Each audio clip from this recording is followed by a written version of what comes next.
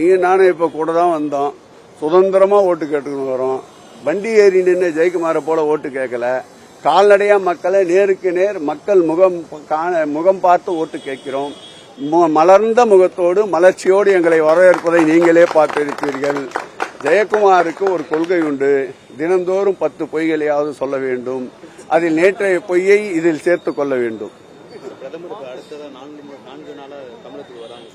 நான் ஏற்கனவே சொல்லியது போல்தான், எத்தனை முறை வேண்டுமானாலும் பிரதமர் வரட்டும்.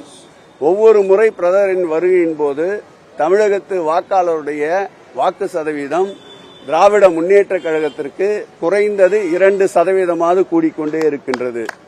அந்த வகையில் அவரை தயவு செய்து கேட்டுக்கொள்வது, மாண்புமிகு முதலமைச்சர் அவர்கள் பாணியிலே கேட்டுக்கொள்வது என்றால், அவர் இங்கேயே 17ஆம் தேதி வரையில் தங்கியிருக்கட்டும். அவருடைய செல்வாக்கு என்ன என்பது தமிழகத்திலிருந்து வடமாநிலங்கள் அனைத்திற்கும் புலப்படட்டும். நிச்சயம் இந்த தேர்தலில் பின்னங்கால் பிடரியில் இடிபட ஓட ஓட பாரதிய ஜனதாவை தமிழக மக்கள் விரட்ட தயாராகிவிட்டார்கள். திராவிட முன்னேற்ற கழக தொண்டர்கள், இந்தியா கூட்டணி தொண்டர்கள் களத்திலே கொளுத்துகின்ற அக்னி வெயிலையும் பொருட்படுத்தாமல் ஓட்டு வேட்டையாடி வருவதை நீங்களே நன்றாக பார்த்துக் கொண்டிருப்பீர்கள். ஆகவே பாரத பிரதமர் வருகை பற்றி நாங்கள் கவலைப்படவில்லை.